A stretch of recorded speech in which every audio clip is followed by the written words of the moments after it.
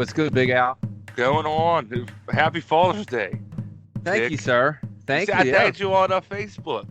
Yeah, I saw But that. I went to tag you and I was like, well, I'm not comfortable calling him Corey, so I'm just gonna put Tick. Yeah, you put Tick in it. Facebook does not recognize that name. You should, dude. You need to just. I remember. I forget who called me out on it. They're like, dude, why is your name Alex on there?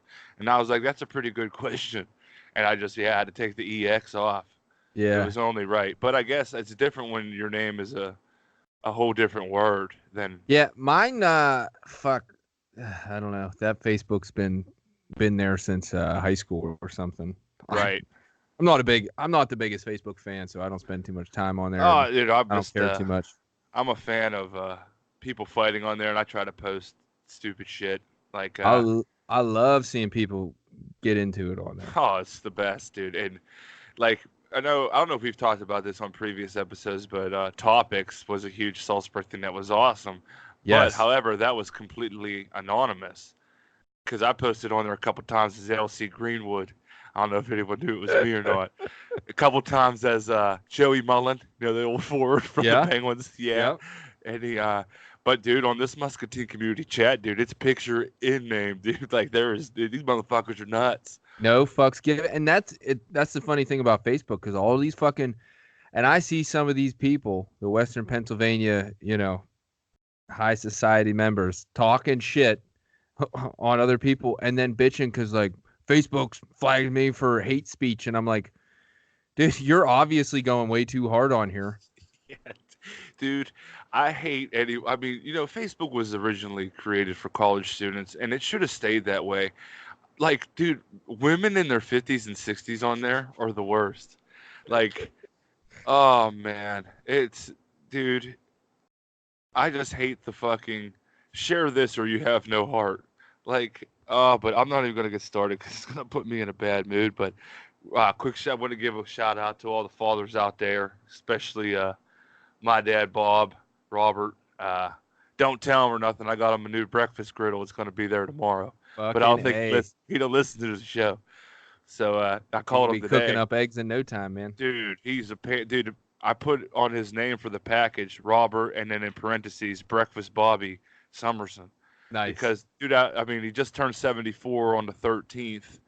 That dude probably hasn't missed breakfast in 73 years, and I bet the only 2 times were a firefight in Vietnam. Like he just couldn't get to it. But, yeah, I talked to him on the phone today because, yeah, dude, work has been crazy. We caught a bunch of stuff on fire. Like, what? We have oh, dude. Oh, I texted Mark that. Not yeah, you did not. You did not text. I haven't heard from you in a few days. It's been. I've worked 7 out of 8 days on night shift, man, and just like going home, sleeping, doing it again. But that 72-hour paycheck, 32 hours of overtime, bud. I'm buying me a Nintendo Switch and a plane ticket home. But me and my homeboy Buxton, like we have the extra strength cat litter. We have a pipe that comes down that's full of ground up citrus pellets. So it gives it that extra strength, that extra smell. Well, we're on break and we come out and we see smoke. I'm like, fuck.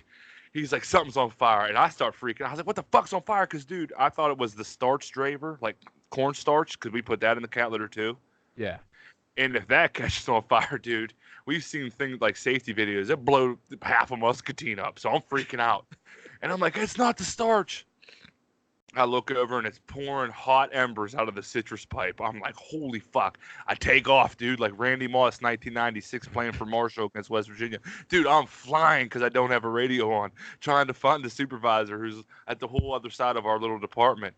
And I see the other supervisor, Lep, or assistant. I don't know. He was volunteering to work on our crew.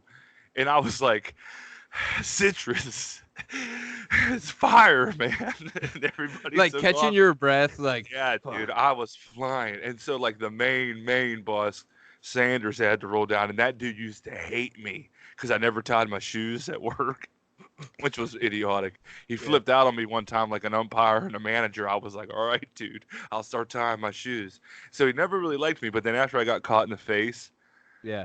He was like, he found out why I was down here. He's like, ain't you from Philadelphia? And I was like, I'm from Pittsburgh, and don't ever get that twisted again. And I had my Steelers hoodie on, and I'm bloody as fuck. And he's like, Big Ben wouldn't be proud of you tonight, would he? And I was like, all right, motherfucker. But anyways, He's there with the hose putting all this shit out that's in the draper. We got to go up and find out where this fire's at, dude. It's smoking. And so when I went and saw him, I was like, yeah, I was like a young Randy Moss, man. And I like trying to make him laugh, but he wasn't laughing. And he's fucking spraying all this water. And he looks at me and is like, were you fucking scared?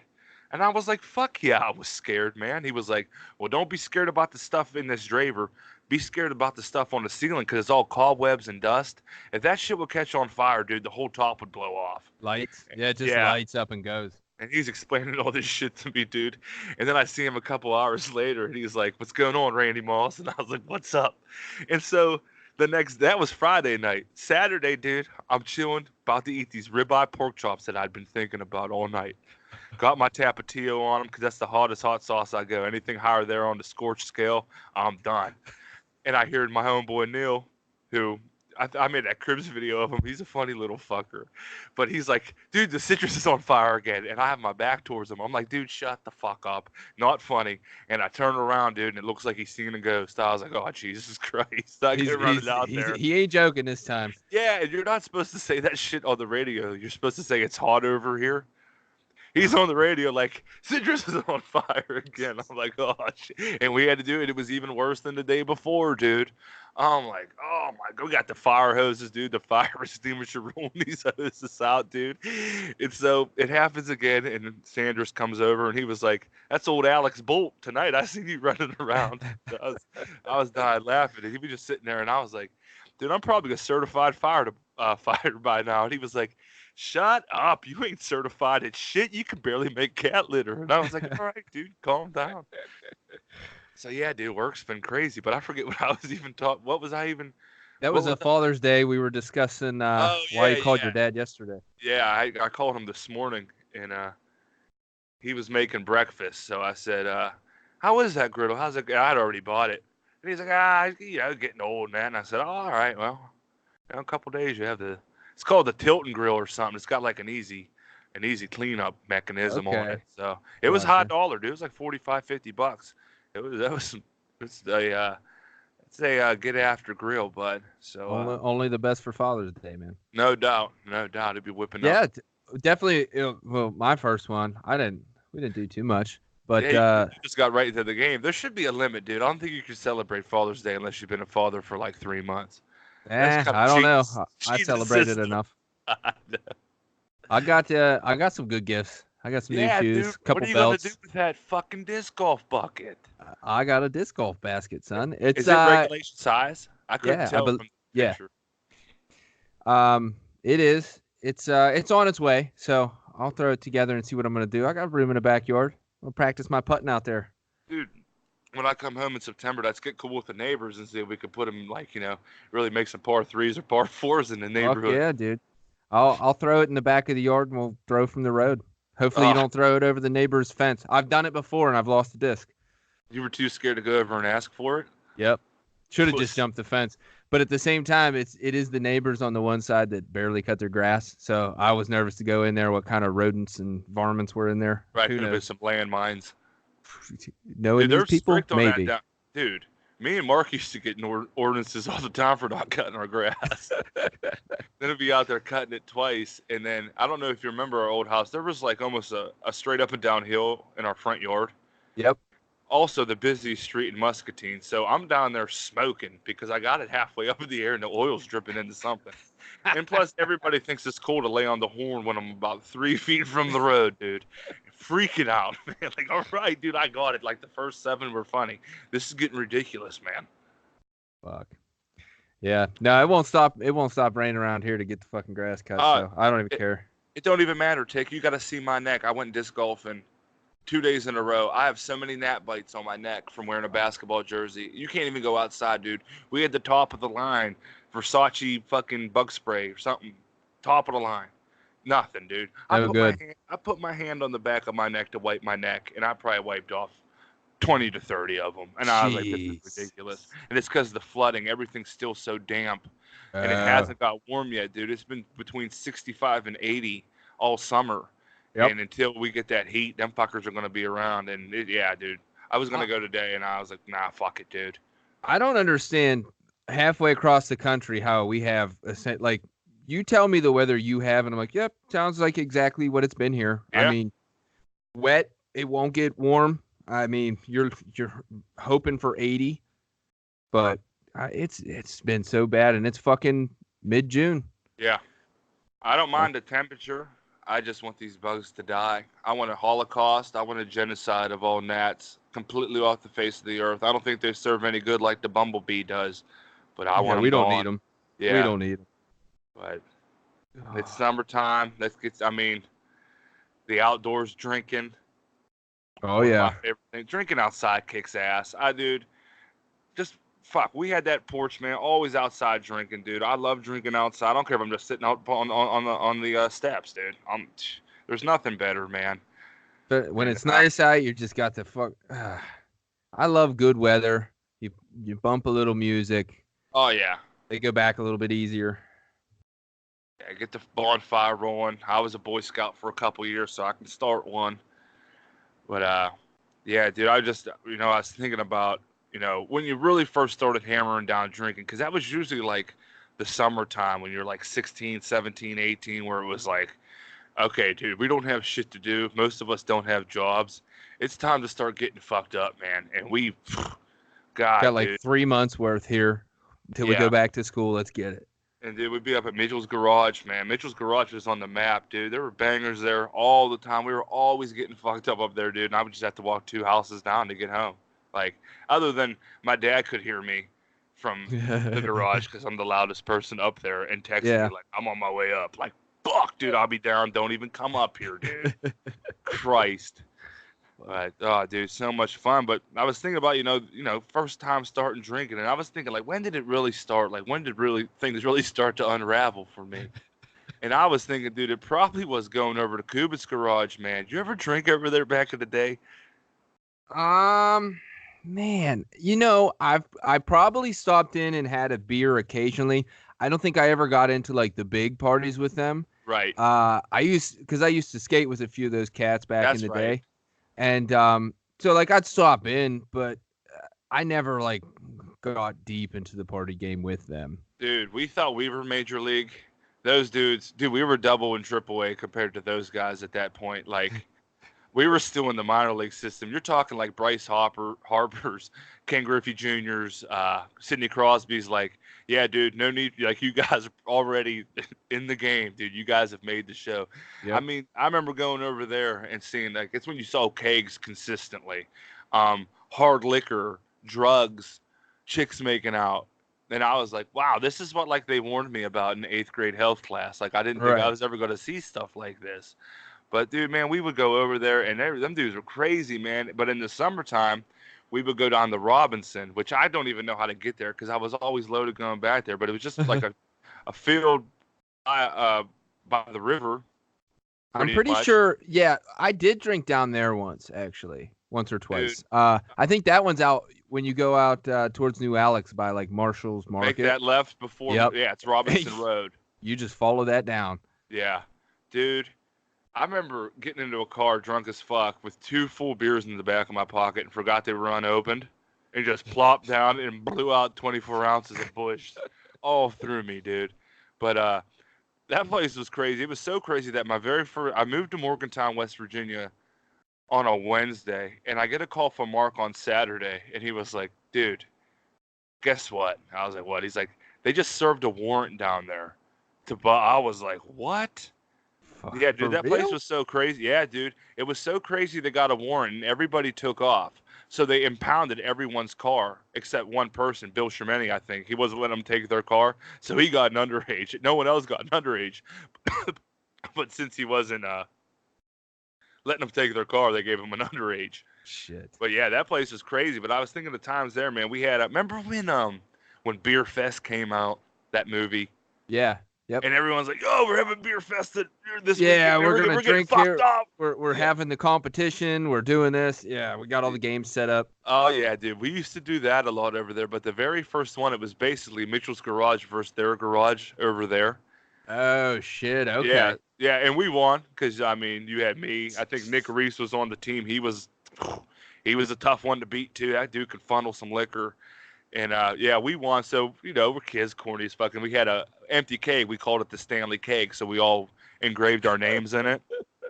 And so we're engraving our names in it and taking pictures, dude. Like so stupid, funny, stupid kid shit. You know what I mean? Yeah. And Andy Fortwandler grabs it and starts running with it like a jackass, and we're all chasing him, dude. And he's running it with his hands, like how they hold it when the captain gets the cup. Yeah, like on each end. Yeah, over his head, dude. He's running with it. Goes into the neighbor's yard. It's dark out, dude. It's like 1 a.m. Well, he doesn't see the clothesline. Dude, he got clotheslined by a clothesline. Dude, it catches his neck, and I see his whole body fly back, and that cake come down on his shoulder. It fucked him up pretty good. Dude, it was insane. We were dying laughing. And so a little bit after that, and I actually texted Rudy a couple days ago to try to figure out why this happened, but I look over at Rudy, and he's trying to run through this chain link fence. I'm like, what are you doing? And I asked him the other day, I said, why were you trying to do that? Like, were you trying to go help Andy, or were you just fucked up? And he said, in true Rudy fashion, he said, probs, too much Vlad. Yep. And I was like, all right, well, I see him doing it, dude. And I was like, you think you can get through that fence, Rudy? And he was like, yeah. And I was like, all right. So I stand behind him like a football coach, like an offensive line coach. And I was like, he gets into 3-point stance. And I was like, all right, 36 dive on 1, ready? And I was like, down, set, hut 1. And he runs into this fence, dude, and it bounces him off. And I was like, holy shit, dude, you hit that pretty hard. So I was like, I think you'll be able to get through it. So I was like, you want to do it again? He was like, yeah, I got this. And I was like, all right, 37 pitch on 2 this time. So I'm behind him. Down, set, hut 1, hut 2. And he hits the fence so hard he gets stuck, and we don't remember if he got stuck under it or inside of it. And so he's in there, and I just left him there. And I was like, man, that sucks. And just walked away. So we're walking away, and I'm with Mitchell, and we're going back to his dad's house because that was the safe haven. Like, his dad knew we were getting fucked up because his dad keeps it real, and he always had snacks on deck. So we walked the whole way back to his dad's house, dude. And when you go upstairs, they have like the 3 steps and then a landing, and then it cuts directly right and goes up. Mm-hmm. Well, I got the whole way to that top step, and I fell.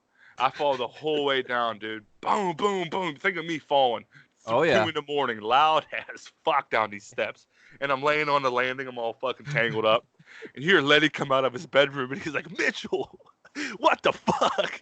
But he's like kind of laughing. He's like, ew, did you break your ribs, buddy? And I was like, I don't think so, man. Yeah, dude, but that was the same night, dude. Them parties over there were just fucking, oh, they were crazy, dude. I remember waking up there a couple times. One time I ate probably 30 corn dogs out of the freezer.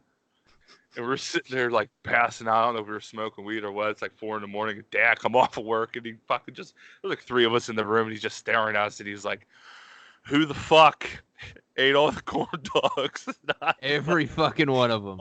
Oh, we ate them all, dude. I remember a couple of waking up there. Kubit went somewhere, and I was in there with a couple people, and he passed out in the neighbor's yard right at the fence. Like, all he had to do was open that gate and get into his yard. And they called 911, and they took him to the hospital. Oh, fuck. We're sitting in the fucking, we're sitting in the garage, and his dad walked in and was like, well, good job, guys. They got Chris. I was like, ah, fuck.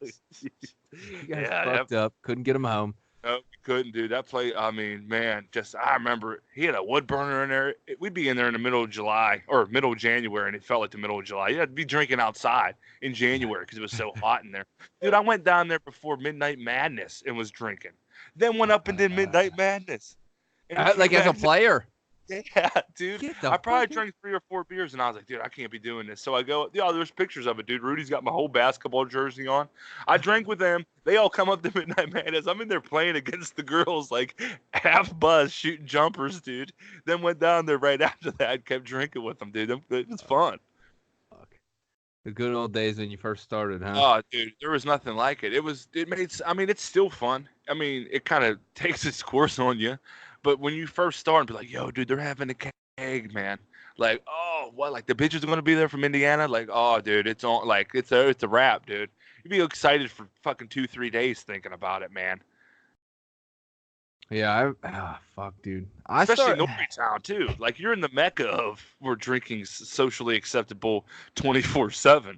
Oh, yeah, absolutely. People up there love to get drunk. And I mean, dude, growing up, Fuzzy's was the place. Like, that was the place to be. That's what everybody did. Like, I mean, Everybody's parents were there. Everybody fucking like meet up. What's the update on that? Is that still just nothing? It's never going to be anything again, or? Well, I don't think no. They got rid of the license and everything up there. Wow. So it's I pretty used to much go just there shut down. My only really experience, because that place shut down early when I turned 21, 22, I think, and then I moved down here. But I'd go there with John Sinclair after working at AOI, dude. Oh yeah. You go down there and start pounding them because I think CVI had closed or something, and Buggo would be in there. And I remember John Sinclair looking at him one time and was like, I can't believe you can sit in front of these ice cold beers and not get into them. And he looked at John dead serious and said, I got stuff that gets me through the day. Oh, I was laughing. I was dying. That guy, fucking weirdo. Absolute weirdo. Shit, dude, you're taking, okay. Side story here real quick. Fucking Buggo. I don't know what he was doing and what he got into at some point in his fucking life, but years back, he went fucking nuts. Okay? Someone said it was some bad acid. I mean, it might have been. I don't know, but he was. I mean, he was fucking scary at this point. So my mom lived right below Fuzzy's there. Yeah. And then straight across the open big field, you could see dude, I know his house. Tell me. Okay. So what started happening was it was after like my dad moved out. So it was like my mom was there and then the kids. Right. So we're hanging out. At this point, you think? Fuck, dude, probably 16-ish. I think I'm driving. Probably 16, 17. This month, dude. This guy, apparently, I think the first incident was my mom was doing something, and she thought she heard something, and she pulled down the blinds of the fucking door, like to look out, see if she could see anything. And she said he was standing like face to face with the fucking door, like looking towards her. Scared the shit out of her. I'd have called cops, dude. Oh, I think she did. I think the first time she might have let it slide, right? And been like, what the fuck, get out of here kind of thing. But he kept doing it. And it wasn't just her. Like there were other stories of him like just being super fucking weird. Dude, was there some meat beating going on?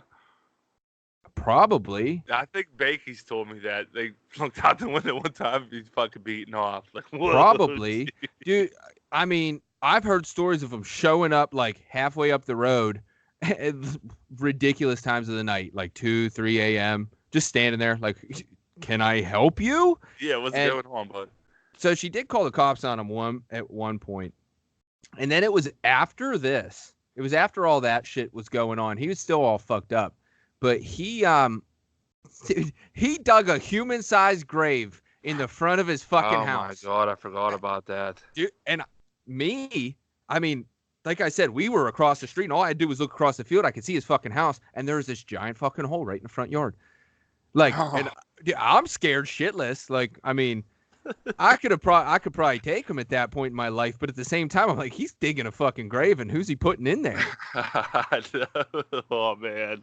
Dude, that guy went off the fucking rocker. And then, I mean, a couple years later, you just see him out and about when the club opened up, and we drank up there occasionally. Like, he'd just be in there like nothing, hanging out. Like, hey, how you doing? And it's like, yo, do you remember that time you were standing outside everybody's house and you dug a grave in your yard? Like, you cool now? Fucking weirdo. I remember telling someone they should have went as him for Halloween, but dressed real gangster and went as Thuggo. Fucking Buggo. Oh, but anyway, we were talking about like first time drinkings, huh? Just getting into the starting your boozing career early on. Don't let me forget this story about my first time. I just thought of it now. All right. Well, I'm gonna tell you. So I got 2 first time stories because the first one doesn't really count, but it's got to be told because I come from a family that loves to drink. Loves the sauce. Captain Morgan. Oh, dude, that's everybody. On, wasn't it? I don't know what she gets down on these days. She let me have all that liquor from your wedding or drink out of it. She's like, but just don't have the Captain Morgan. And I was like, your wish is my command. Yeah, she was big on the Captain for a while. She goes through phases. But this was back in the day. This was 8th grade. How old are you in Damn. 8th grade? Yeah, right? You are 13, 14. All right. And this is my dad's side of the family. So it's like a family get together thing. And my dad's side of the family is rather large. He's got shit. I want to say there's 7 total. Damn, brothers and sisters. Yes, yeah, between God all. Damn. So there's quite a few. I mean, there's kids everywhere and shit like that. And I mean, it's 8th grade, and we go over to my Pap and Graham's house, and everybody's having a good time, blah blah blah. And somebody I don't know, somebody gets the idea like, oh, you're old, you could have a beer if you want. And I mean, everybody else is drinking, and shit, impressionable me, like, absolutely, sure, I'll take one.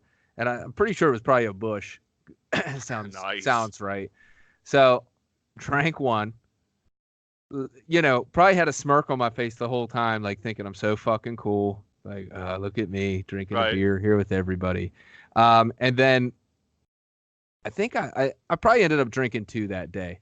And the biggest takeaway I remember from it is my parents were so convinced that that was not the first time I had drank, because I wasn't like stumbling around. Right. But I definitely, I got home, I definitely fucking felt it. Like, I mean, I probably took a nap when I got home. Sleeping off. Had a little fucking hangover. So that was like the first time I drank beer. Very little. But the first time I got fucking drunk was with Whiskey Dave. Nice.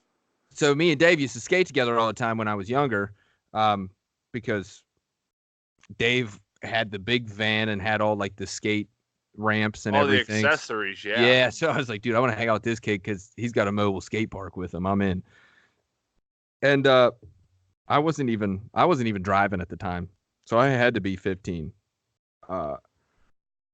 And his parents went out of town to go to like Wisconsin. They have a bunch of family up there, so they always yeah, they're always going up there and shit. In fact, I stopped by to see him today, and his mom was up there. So his family's out of town, and he's like, yo, like, we skate together all the time kind of thing. But like, I mean, I'm having a few guys over, and I skated with everybody at the time. I mean, it was me, it was Dave, Steve Morscheid, Willie, and Todd. Okay. So I knew everybody, and he was like, oh, everybody's going to come over. We're going to drink some beers. We're going to play some cards. Like, if you're interested. And I'm like, yep, count me in. Yep. So show up, and he has a case of Penn Dark and a case of Woodchuck cider. Oh, shit.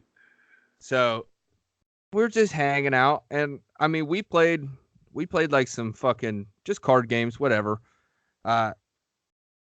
And those ciders, man, when I was that young, they went down so smooth, and I was like, there's alcohol in this? Like, fuck it. Mm-hmm. You never know what you're getting into. Fucking wrecked. Pretty sure I puked my face off that night. Nice. I haven't been able to properly drink a Woodchuck cider since. Oh, dude. I know it makes me queasy in my stomach every time I think of it. That thing suck anyways, dude. And got drunk as shit. Wake up the next morning, feel like hell. And I'm pretty sure I was the only one who slept there. I don't know. Everybody else fucking left. But I wake up on Dave's fucking futon, and I get up, and I'm like, oh, dude, I feel like shit. And then you could tell he feels like shit. Like he's hungover, and he had to drive me home, and you could tell he wasn't into it. Because I couldn't drive, because he came and picked me up. And I was like, okay, like, couldn't ask my mom to come pick me up. So right, like, I'm hungover, Mom. I'm in 9th grade. And we're both fucking groggy and just like, hating life. So we ended up actually sitting there. Dave had HBO at the time and just kicked it on. Fucking Minority Report with Tom Cruise. You ever watch that movie? No, but I've heard of it. Yeah. Dude, watch the whole fucking thing. And it's over 2 hours. And eventually it was just like, all right, like, we got to do this. We have to, like, I got to go home. Yeah. So I fucking forced him up, and yeah, great of a start of a great friendship, though. You know. Oh, absolutely. Absolutely, dude. I was thinking my first time getting fucked up. Mitchell had a party at his house. We got a keg of Budweiser. No, we didn't get a keg. We got cases of Budweiser. And that's where my love for that's the second greatest beer of all time to High Life. But earlier that day when we were cleaning up for the party, because I'm a douchebag, I put the gum band on the sink, the dish gun. Absolutely. Yep. Because I do that all the time. Dude, I used to get my dad with that fucking, I mean, to the point where it was like, he knew it was coming, but I'd get him so many times that it wasn't funny anymore, and he would, like, lose his mind about how he didn't raise an immature kid. And I was like, Dad, it's gone, dude. It's over. Like, there's no coming back now. Like, 17, 18. Yeah, I did that a lot when I was a kid, too, and to the point where you'd forget about it and get yourself. Oh, dude, this is a perfect segue. But also, last time I was home, he caught me pouring bacon grease down the drain. Dude, he cocked back and blasted me in the back. I was 27 years old. I was like, holy shit, Dad. He's like, the hell you doing? The hell you doing? I was like, God damn. But anyways, I'm drunk as fuck, man. I probably drank 4 Budweisers maybe because we all had it divvied out. Like, everyone had a case with, like, a couple other people, and you could have so many. Okay. So it was either, dude, 5 at the max, dude. So I'm fucked up, and Mark is, like, trying to get me a glass of water. And I'm in the corner of Mitchell's kitchen on the ground, sitting in the corner. Okay. Well, Mark turns that thing on and happens to be facing directly into my face.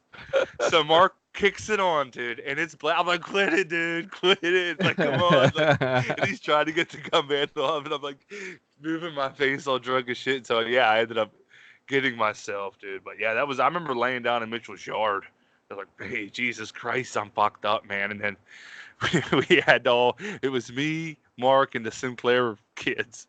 Jesse was fucked up, and Jamie was scared, dude.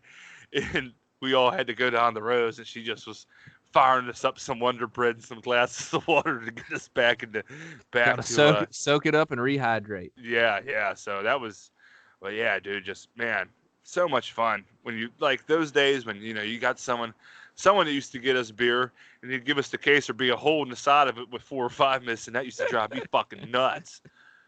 You pay the price. You pay the price, yeah, man. Yeah, dude, you would. I remember someone buying us beers one time. They said, if you guys get busted, say it was Jason Oski. Wasn't me. Somebody else. Yeah. Oh, man. Yes. Oh, but you could score it, dude, and you'd see it, be like, yeah, you didn't get this from me, man. Like, I remember watching, remember The Man Show? Yeah, back absolutely. Before we all turned into politically correct pussies. Right. They had that kid that would go around. They'd have little skits with him, but he was standing out in front of the the liquor store trying to get someone to get him a bottle. And people would be laughing and shit. And this old dude with glasses on fucking takes his money, comes out and gives it to him, dude, and just keeps walking. Fuck it. Those were the days. Yeah. You do that shit now, it's probably a fucking aggravated misdemeanor. Oh, dude, I drank. Yeah, this was early in my fucking Jesus.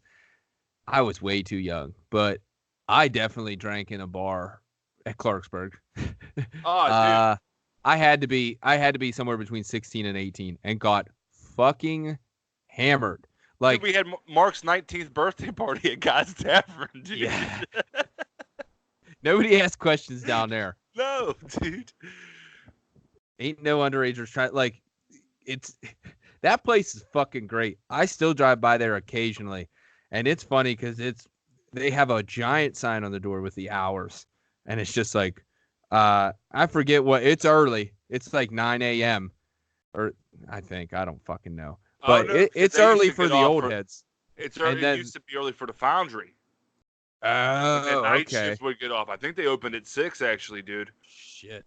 And then it's like till close. Like, we close when we want, and you go by there past dinner time, and dinner time for old people, not us. Like, you go past at like fucking 7 o'clock, shut down. Dude, I used to go there. Waylon was a regular there when he was 19. I was 20. Waylon knew all the old heads in there, so I rolled in with them. Dude, they didn't ask nothing. Me and him sitting there drinking beers, watching Jeopardy with all these old people, dude. Yep.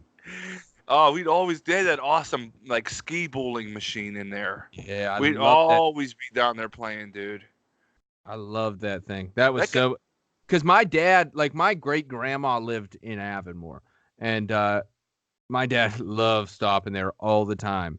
And he'd always just toss me a few quarters. Yeah, go play the machine. right. Oh, dude, that shit was fun. Like, I don't know. I think, is Guy dead? I'm not sure if that dude's dead. Yeah, I believe. I think the last I knew it was the wife that was still running it. Okay. That dude, I guess they used to have off the chain polka bashes down there. Oh They'd yeah, open up that absolutely. back room. Mm-hmm. Those was huge, and I guess, man, they just get it in. Well, I don't think I ever went to one of those. And the only time I ever went in that back room is I was working for Eminem delivering pizza. Motherfucker, Dave and Todd and them were in a fantasy football league, and they did their draft down there, and they're all fucking set up in the back. And I'm like, Jesus, how do you guys get fucking access to this? Yeah, dude, that is awesome. Speaking of that, I was thinking of Avonmore. I was talking to my mom about Canal days, but she don't play the Canal. She was telling me about Jubilee days in Jubilee. Avonmore. Yeah. Yeah, because she's Avonmore through and through. She reps Avonmore like I rep Salzburg. But back in the day, my buddy's place used to be called Rudolph's, Okay.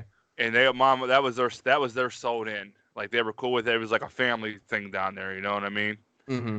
And she said during Jubilee days, people would buy copious amounts of marijuana, like 1 or 2 pounds, and they'd raffle it off. They'd sell raffle tickets and have a drawing down there. I was like, that is the shit. Where is that shit now? I know. And my mom's brother won one time, and he said, fuck it. And they went to the back room, dude, just bought a bunch of zigzags, and they rolled the whole fucking pound up, dude. They said, high for 2-3 days, man. Fuck. I was like, dude, what a great idea, raffling marijuana off. Absolutely. I'd buy plenty of tickets everyone for that. wins. Yeah, hell yeah, dude. Be checking them like a grandma, like just rolling around, dude. That'd be the shit. The early days of drinking, man. I know, Fuck. dude. Just think, Go one of ahead. my rap lines. I got more bars than Avonmore. Yeah. Dude, there's fucking, dude, I think the population's 450. That means it's like 70 person per drinking establishment there. Yeah, dude, it's like one bar for every like 10 people. Yeah. So a lot of them started burning down recently. I mean, Yeah, that's you got to true. remember the Village went down back in the day, Oh, and then man. fucking Italian Club nowadays is gone. Well, any update on that place? Not They that I've gone- seen. Yeah, I don't know if I'm. Every time I've went there, kids be starting problems, and the dude Yep. that owned it knew my mom good. He'd always like take it out on me, and I'm like, dude, I'm not doing this shit, man. Shut the fuck up. I used to get so mad, so I stopped going there, dude. Look, it was. I mean, I went in there occasionally, but almost any time I went in there, it was early. Like, Oh yeah, I didn't stay late. Motherfuckers would drink, close down a different bar, and then head there. And they closed at 3. You could drink Yep. till 3 there. Yeah. And there was nothing good to be had there late because it was a mix of a bunch of different fucking people that didn't know each other, and everybody's always trying to start shit. Yeah, And there was that's not- always fights there when I was there. That's not my scene, man. I don't Nope. fucking do that shit. Nope. Yeah, dude, I see some funny shit there, man. I think fuck, dude, the one time we used to play poker at fucking the Moose down there in Oh, Avonmore. dude, fucking that's Bobby's. My dad's there every weekend, dude, holding it down. They used to have like some especially when poker blew up early on. We're talking I don't even know that I was of drinking age when I was down there playing. I had to be. I was like I don't fresh, I think. Okay. But they used to have like some decent sized fucking tournaments, and you know, it's like 35, $40 to get in. And the one time, I think it was probably fucking, it's quite a few people, like 80-ish total. Shit. Yeah, dude, I'm talking big, like decent size. I fucking won one of those, and it's kind of surreal when it happens because you're like, oh, like I just won. Like I remember knocking the last kid out, And because we were just, I mean, it's just me and him playing, and I knock him out, and I was like, that's it? Like, I'm You fucking get like that feeling in your body, like you almost can't walk for a second. right. You're like, holy shit. Then they hand me an envelope with over $1,000 in it. And I was like, oh, fuck. Like, what do I do with this? Yeah. Oh, dude, we I all would went, go we all nuts. went over to the fucking, the old Italian club, had a good time. On Tix Tab. Yeah. I bought a lot of beers that night. Dude, yeah, I haven't had a feeling like that. I want to pump past a kick one time when I was like 10. And I was like, all right, man. Like, you win shit like that, you get all fucking flustered. Yep. I did, I was on the online poker grind there for a minute, and I mean, you saw, I was hitting some tournaments here and there. Man. And man, the feeling in those when you finally finish it off, what a, I can't get a wait for snap at Pennsylvania. fucking quarter till 4. Like, fucking buzzing going off. Yep. And it's like, you place third place. It's $900. Like, I'm like, oh my God, dude.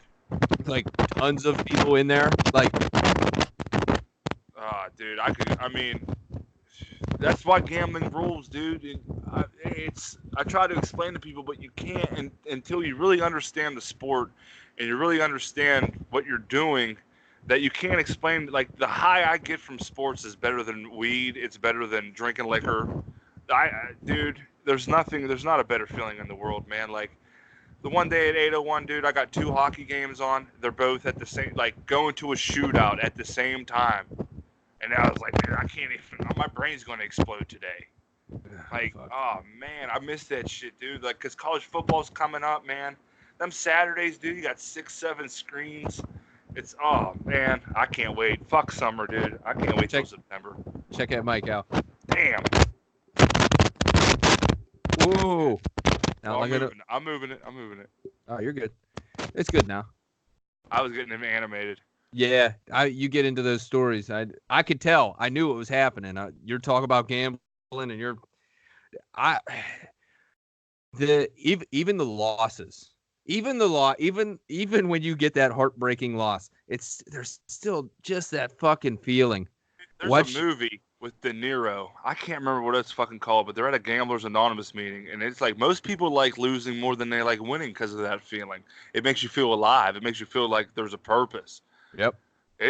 Man, I had a bad beat the other day. I can't remember what it was, but I was like, man, the Pirates Milwaukee when I needed to win by 2. Still betting on the fucking Pirates, huh? No, I've shut it down. I've been betting on other baseball teams lately, but I'm gonna throw shit. I got a bunch of money on the Athletics tonight. That starts at 9 o'clock because on the night shift I got to check them late games because I ain't gonna wake up in time to bet on the early ones. But dude, I wanted to tell this. You've my idol, my podcast idol is Joey Diaz. I think you know that. Yeah. Dude, a 5-star storyteller, dude. He is.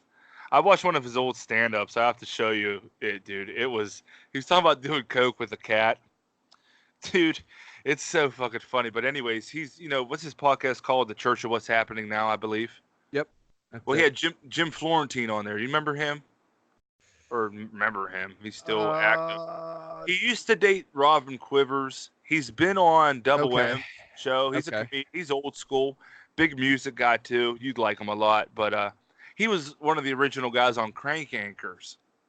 Oh shit! I was never a fan of that show because I was young and I probably didn't understand half the jokes. But I think I need to go back and watch all those again because I really feel like I get a kick out of it. But he's talking to Jim Florentine and then whoever his co-host is, that bald dude.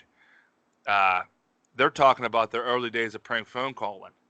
And like Joey Diaz is talking about calling this Cuban Jehovah's Witness barbershop and fucking with them.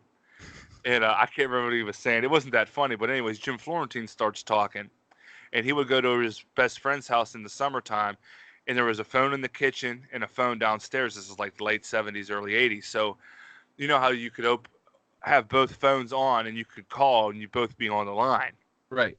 So they would take turns calling girls from their grade and just go, "How big are your tits?" And like some would freak out, some would laugh. But anyways, Jim Florentine's upstairs, his buddy's downstairs. And it's Jim Florentine's turn to call and it's his buddy's turn to say that. So he's looking around and he sees on the refrigerator Mom's office number. So he calls the kid's mom and he's like, all right, this is Crystal, but it's not his mom. He's just letting him know. And his mom answers the phone and goes, hello? And he's like, how big are your tits? And she's like, David? And he's like, Mom? And they get like, start fighting on the phone. He said he took off running and left the house. Fuck. I was fucking rolling, dude. Man, I was young, and I forget exactly the whole reason behind it, but you know, you and your siblings get into little arguments and shit, and Fuck. Little. well, see, yeah, well, you're the same age, right? So you're a twin, so you guys are the same age. Yeah. There's no there's no bullying, there's no size advantages or anything like that, really. Oh, there was bullying, dude. Oh, well, yeah, but I'm talking like older brother, younger sister, like. Oh yeah, you're kind right of in the shit. middle. Yeah, I got you now. Yeah. So I was in the middle. I got it and gave it both. But at some point, I don't know, somebody's fucking with somebody, and I go, I'll call the fucking cops, and I pick up the phone,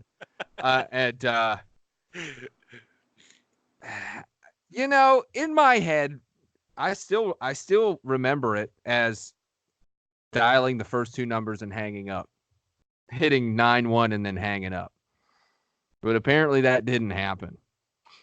Apparently I actually called and then hung up. And man, they called back and was like, everything all right kind of thing. And they had to talk to parents and shit. And I was like, got in trouble for that one. Oh, dude, did I tell you? I think I've told this story on the show before about when we changed people's mom's numbers to 911. When we were like, you told it, but yeah, I remember you telling me this. Dude, our baseball team was so bad. But yeah, back in the day, think of your old contact list, and everyone's got a flip phone. There's no locking it. It was a bitch to lock it. So we would go to your contacts, we'd go to mom, and you could edit it and just erase the number and put 911. Because you just go to your contacts and hit send, or you would go to your recent calls and hit send. You're not looking for the number. You're not typing the number in. Right. Dude, we used to do that all the time. And like, dude, they'd call back, like, find out how old you were and stuff, and like asking for social security numbers. Like, we were way too old to be my dude. So I'm like, yeah, I got to call my mom. She's got to come pick me up. And I'd be sitting there with my head down, like staring into the ground with my hat over my head. Like, don't laugh. Please don't laugh. And you'd hear 911, what's your emergency? Someone snapped their phone. I'd be like, oh, man, you're fucked. You're fucked. They're calling you back. They're going to take you to jail, son. Dude, I called 911 on Colleen once. I forget what she did. I was like, that's it, Oh, she used to threaten. I'd be so bad because my dad bowled on Fridays.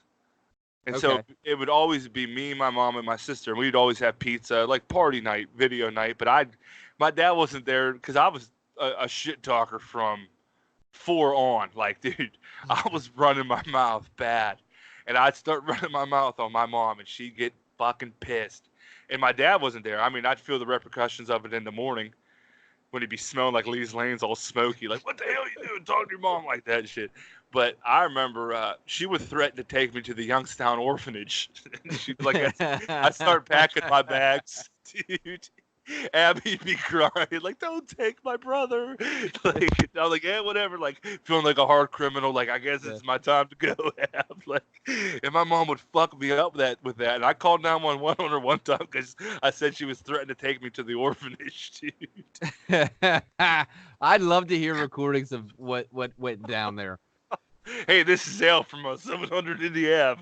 But one time I remember, dude, there was a huge storm. Andrew Geis was at my house, but speaking of 911, and a huge tree fell on my dad's Blazer, dude. Huge tree. It got struck by lightning. You heard it. But I remember my grandma was like, don't be making phone calls, Colleen, talking to my mom before the storm even started because it was getting bad and my dad wasn't home. And she was trying to get a hold of him. She opened up that phone, dude. The power went out, and you should have seen these sparks fly out of this cordless phone, dude. I was like, holy shit. Really? Yeah, I swear to God, dude. Well, I never heard that. Never heard that. Yeah. You're not, dude, back in the day, not supposed to be on the phone during a storm. And, yep, Colleen, dude, was on it. I don't know if she called her neighbor or she was calling 911. You seen sparks shoot out the top of it. I was like, holy fuck. And then, yeah, about 5 minutes later, there went the Trailblazer. Gone. Whole fire department was at the house. Everybody, all the VFDs up there. But yeah, that was the shit. Fuck. Yep. Well, I don't know. You got anything else today, Al? You Man. hit some of these things real quick. Yeah, we'll hit them. Well, I told you, dude. Okay, we'll get into the sports real quick. The Pirates have had it. I don't even want to talk about them anymore until they win 5. I'm not talking about the Pirates again until they win 5 in a row. All So right. Hopefully next season. Yeah, we'll getting into Steelers talk. Real quick, and then I wanted your opinion on this. And what were your thoughts on the Women's World Cup team going up 13-0? I've got a problem with scoring 13 goals, but don't be doing choreographed dances and shit. So that rubbed me the wrong way. Here's my thing. That day was a grass cutting day for myself, and I was like, "Fuck." I was like, "Let's watch a little bit." They're gonna fucking crush them. So no point in watching the whole game. I believe I watched till halftime, and it was 3-0. I think it was 3-0. Yeah, it was. It was either 3 or 4, and I was like, "They got this one in the bag." I leave, and I'm cutting, and I finish up, and I'm outside doing some shit. Wife comes out and it's like, "Yeah, last I checked, it was 10," and I was like, 10? Oh shit! Here's the thing. I understand there is goal differential, right? But 13. Yeah. I mean, at some point, it seems a little over the top, but whatever.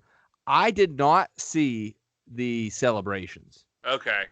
Nah, dude, they were still. But if they're celebrating at like 11, 12, 13, fuck yourself. Yeah, that's what I thought. And you know what? Fuck. Man, I said we were going to keep politics out of it, but fuck that bitch that won't sing for the national anthem. I don't care, dude. If you want to kneel for the flag and stuff on your time and at your whatever occupation, like Kaepernick doing it, I got no problem with him doing it. But don't represent your country. This is Yeah. You don't like it? Don't represent the fucking country. Don't be a part of the team. Don't take paychecks from the United States of America then. And don't wear a shirt that has USA on it. I got a big problem with that. But soccer came out and said, no more kneeling. So now she just doesn't sing the national anthem. What a cunt. Yeah, I don't like her. I was on some Yahoo Sports because a lot of my favorite thing of the internet is just comments.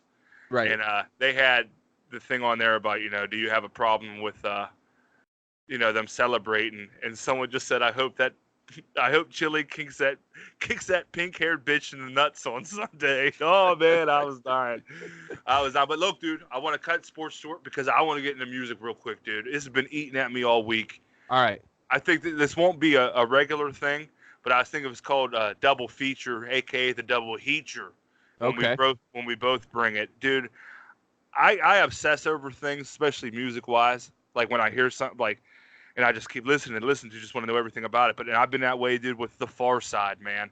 Okay. Bizarre Ride 2. It's an old rap group from the early 90s. They originated as break dancers at the club, and then they started listening to East Coast rap, and it just made them, dude, start to rap. And it's the funkiest. It's actually considered alternative rap.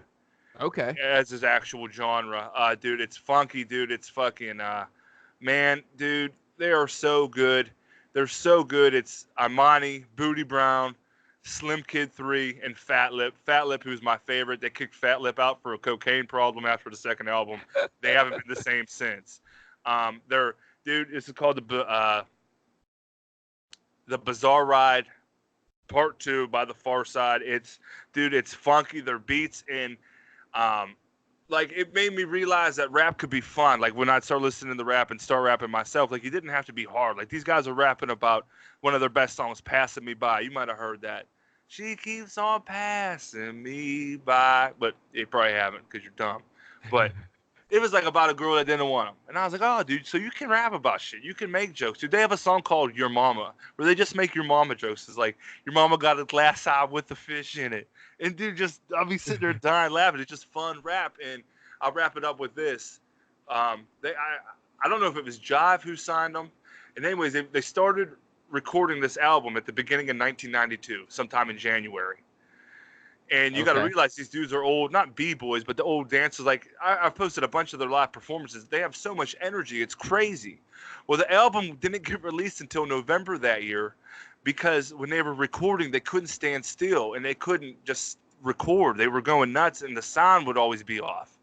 They're So, always moving, and yeah, you can't yeah, get perfect dude. vocals bouncing around. Exactly. So like the engineers were getting pissed, and finally the record execs came in, and they were like, "Look, you guys have to calm down." But they were talking to Fat Lip, who's dude, he's the best out of all of them. They haven't been the same since they dropped his ass. But he was like, I'm thinking like, why do I deserve? I have a multi-million-dollar record label, dude. Like I'm having fun doing this. I don't deserve this, but I got it. And man, they were all so fucking good. They and then real quick, I'll wrap it up with on their second album. They have a song called "Drop" that's completely filmed backwards by Spike Jonze. You know the Yep. dude from Jackass, like award-winning director.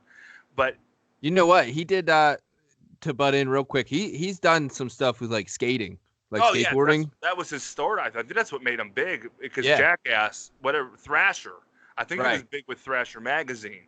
And then got in with a few of those guys from Jackass, and then Jackass started blowing up. Exactly. Yeah, dude, he plays that old woman on on Jackass when they disguise themselves. Yep.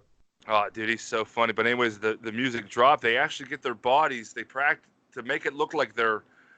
I don't know. They do the whole thing in reverse. They're walking in reverse, but they actually hire a linguist, and they play the song backwards.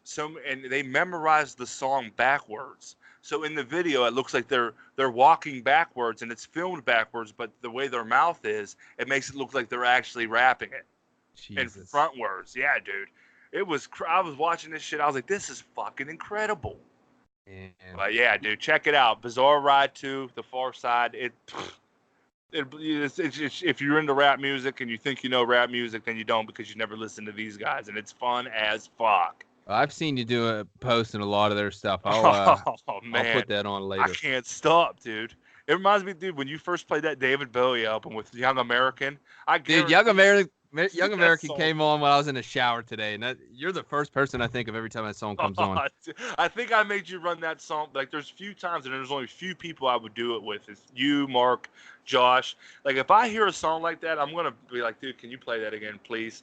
Like, I remember doing it with Tomorrow's Gonna Be a Brighter Day, me and Josh. Yep. I'd be like, dude, I know it's a pain in the ass, but can we just run this song back like 4 or 5 times? Because I can't take it, dude. I go nuts. But Young American, dude, you hear them drums at the beginning, and it's fucking on, dude. All right. Well, with the second half. Yeah, double Heature. We ain't going to do this a lot, but that's double Heature there. So, this week I'm prepping. We got a show on Saturday. Where? Nuh-uh. No, not like we're playing. No, we got a show we're going to, sir. I was like, dude, where you guys getting down at? No, we're going to a show on Saturday. It's out. It's called the Outlaw Festival. We went to it last year. It's that's where we saw Van Morrison last year. Where's that at? Star Lake? Yep. So they're rolling back. They're rolling back through again, and it's another pretty fucking solid lineup. So we're definitely going. And so this week I've been bumping one of the bands we're going to see. You know, Old Crow Medicine Show. Oh, absolutely. I think if someone doesn't like them, I think that appeals to music. Like if someone told me they sucked, I'd be like, dude, you suck. Like they're like a folk country, very bluegrass feel, especially early on in their stuff too. I think they got a little more commercial than they planned on. One of they them kind of did. Groups. Yeah. They're one of the fucking feature bands like the Grand Ole Opry and shit now. Like that's crazy. Yeah, they're pretty big. But this, I stumbled across this album, and I've seen it before, and then I just started listening to it this week. But they actually do it's a 50-year anniversary of Bob Dylan's Blonde on Blonde album. Real quick, dude, have you watched that documentary everyone's been talking about by Scorsese? Not yet. It's definitely it's high on my list. I see it a lot of nights, and then I'm just trying to find the time to sit down and actually take it in properly. Right, no, that's what I thought, because one of my favorite Dylan songs, One More Cup of Coffee, they had a clip from it. I was like, I don't even want to watch it like this. I just want to watch it as it comes on. Right.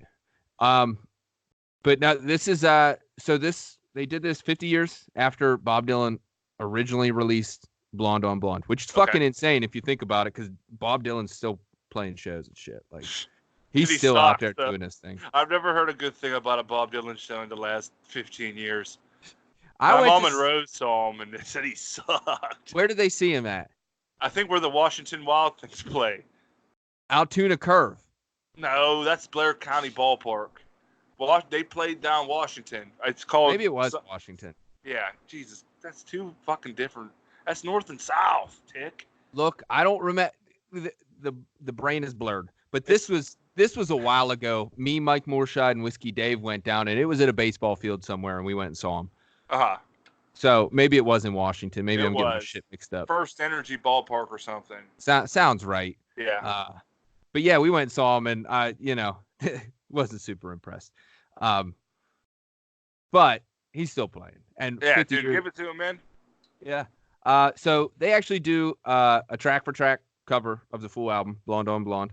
Oh, that's terrific. It's all live performances too, which is really cool because you do you get the feel of the band because they're a high energy band. They got like fucking fiddles and banjos and shit, and they have a good time.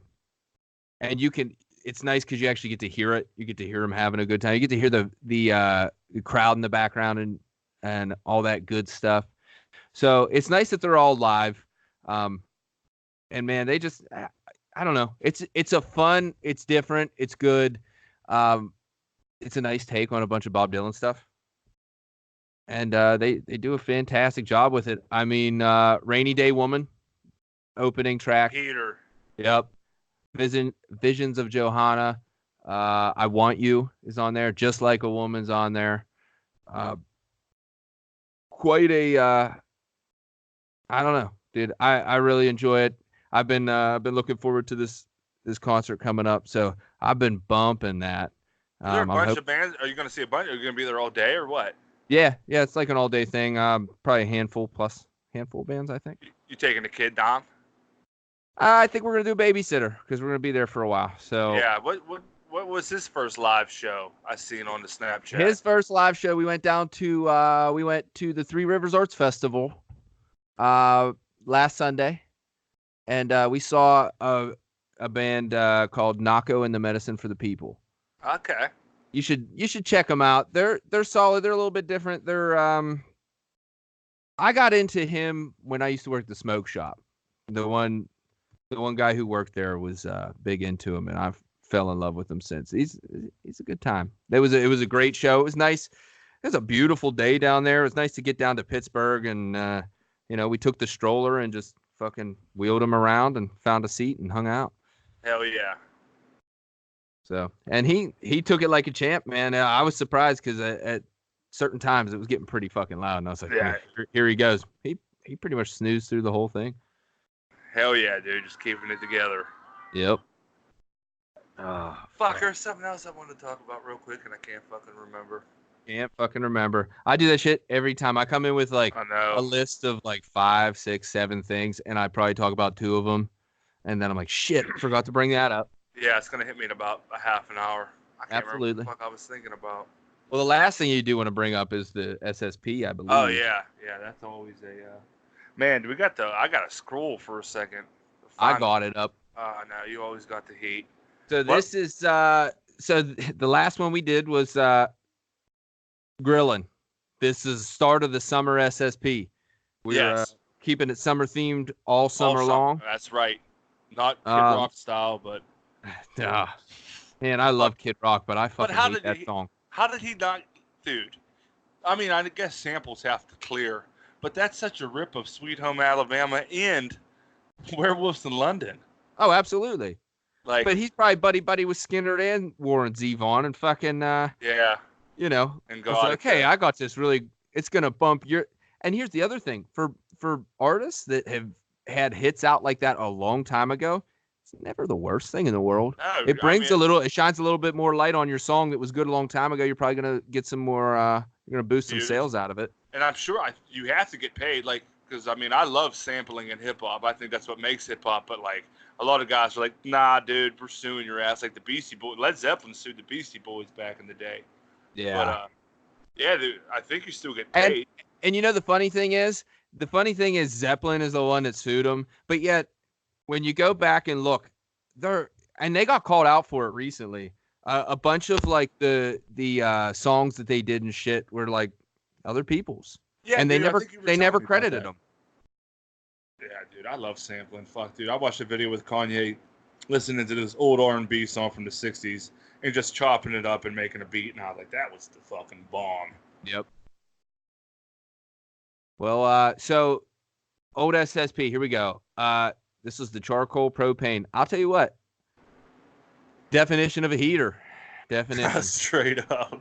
Literally and figuratively. We had 78 total votes out. Uh-huh. Charcoal comes in with 40 votes. Propane comes in with 38. That was a lot closer. That might be one of the closest in history. It was a 51-49 split in favor of charcoal. Other than, wow. All right. And that blows my mind a little bit because I want to see if all these 40 votes on the charcoal actually use charcoal, because I guarantee they're down there fucking a quick pick exchanging propane. Guaranteed. Dude, have you seen those Snapchats of Kenny King down there ripping heaters right beside the propane? Every time I go by, there's a group by the propane tank just fucking firing them down. I'm like, I can't wait. Somebody needs to go down there and just fucking squeak one of those open through the fucking gate and just let it happen. Oh, man. Dude. But so this week's, and you got to help me out with this.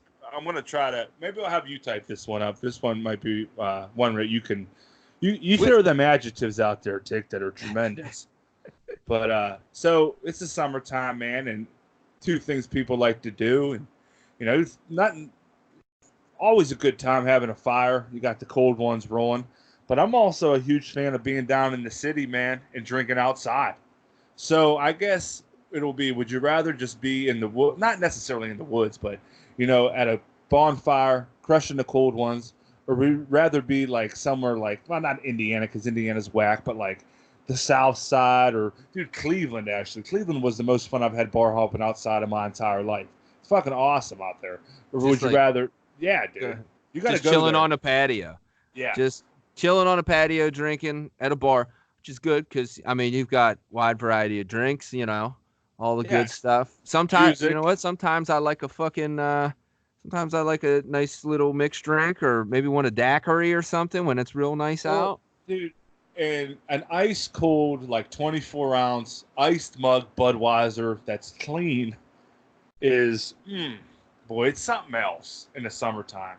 They hit you in January and February, but when you knock down the King of Brews on that July 7th Saturday watching the Pirates, is like, it's different. Yeah, but I'll tell you what, where I come from, oh, I know, hanging out around that fire, man, that's the way to go. No, dude, there's nothing. I used to love drinking at Drew's, and I'd be looking up, and I wouldn't be too fucked up yet, but I'd see that sun coming up and just be like, I'm gonna do the same thing today. Pull the car up. We're gonna kick the music up nice and loud, and then we're gonna fucking sit around and drink all day. That just reminded me of bringing the car up and going to Blackie. That was a fun place to drink at back in the day. Yeah, that place wasn't bad. I was back there a few times. Yeah, that got big around like when we were partying. Like, oh, we're going to Blackie, man. Like, yep. Got kegs and shit. And, I went to a few of those, and it was nice for me because it was all back roads from no worry. Right to your house.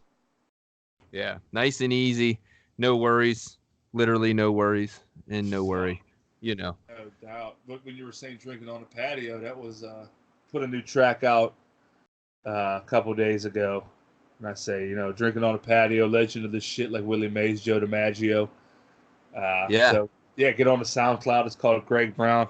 My dad hates that guy, but I love him because he's a cornball. He always said, like, if a pirate hits a triple, he goes, triple. And, dude, my dad will go, dumbass. And I'll fucking lose it. Every time, too. This is what I wanted to talk about, dude. YouTube permanently deleted my Crips video. It's gone. For what? Dude, I don't know. I threw it out at Keith the other day because the dudes at work love it, dude. They think it's the funniest shit of all time. And I was like, all right, I'll post it. They're like, post that shit, because they couldn't find it. And all I could find was that director's cut, which is okay, but it's not the OG version. Okay. And so I'm looking for it. I can't find it. This is a couple weeks ago, and I messaged Keith, and he never messaged me back. And I've been talking to them because they're going to be we're going to do a Core Chalk show when they come down here Yes. Yeah, they're pumped about it. They were like, they're the ones that brought it up. But I told Kevin, it's on my rules, motherfucker. You start going nuts, I'm gonna fucking lose it.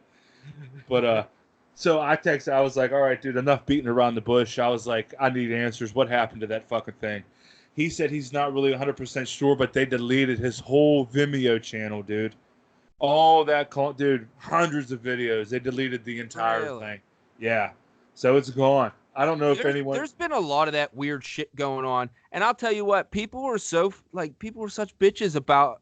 I'm sorry, but like all the copyright law, everybody wants to hit everybody up for something, for a little bit of a clip of a fucking song that's in the background. Chill the fuck out. Just be happy that they're bumping your shit and fucking. It's so fucking terrible because everybody wants paid for everything anymore, and it's like, dude, just fucking chill out. Yeah, it's a shame, dude. All the can't have anything that's fun and good anymore. No, and Vimeo used to be like the most lenient with stuff like that, and I don't know if something happened, but yeah, dude, I couldn't imagine, dude. I was gonna call Keith today. I didn't have the heart because I'm sure they're in St. Louis right now. I saw that. Yeah, I'd lose my shit, dude. That's a lot of work. That's a lot of effort. I mean. And just for it all to be gone, just like that. Hopefully they got it all backed up. They're not that dumb, I don't think. Well, they fucking better. And if they, I mean, I would expect an explanation of some sort from them. And like, I mean, you can't just take my shit. I mean, they probably can. Probably in the terms of service in the fucking, on the last line, like, your shit's ours. We can do whatever we want with it kind of thing. Dude, that Cribs video had like 1,200 views, man. We were really about to get our stride. It was about to blow up. Oh, I was so mad because I don't know. I like that video, dude. I was proud of that. I was so proud of that video. They got an A+ on their final, dude. Oh, and that's the thing. You know what? That was back in the day before everybody had the means to do all that kind of shit. Yeah, dude. We put that shit out. Yeah, dude. They came over. They mic'd me up, dude. Like I had the little like that. Like, yeah. That's a lot of effort back in the day. Now everybody could do whatever the fuck they want on their iPhone, but like that was a lot of effort. And that, I mean. It was fantastic for like how they did it, how they edited it together, like everything. Perfect. To get me out of bed on a Sunday during the football season, and you're damn right it was the Steelers bye week too. I was like, dude, don't even think about trying this shit when the Steelers are playing. But yeah, dude, that was the first thing getting me up, and I was like, all right, if I can drink, I will do it, dude, because I'm hungover. But if I get a couple in me, I'll feel okay. Right. Like, all right. Man, I was devastated. Plus, those dudes, they're so good at their craft, and they were always making. I feel terrible. That's terrible, man. Yep. Oh, hopefully, and yeah, they have to have it all backed up. But still, dude, come on, lighten the fuck up. Right. Well, hopefully they get some fucking some kind of resolution out of that. Well, we'll save that for when they come on because I'm sure Kevin's gonna snap. Dude. He's gonna lose. We'll bring that up at the end. So when he starts fucking rambling and going wild, we can. Oh yeah, I'll have to get him a new mic because if he holds this one, this thing's gonna fucking short out. Get all fucking fired up, start sweating everywhere. Yeah, I know. I'm gonna make more gloves like Jared did. Fuck. Well, all right, son. All right, go Oakland A's. Go Oakland A's. Yep, let's do it. All right, brother. I'll catch you later. All right, buddy.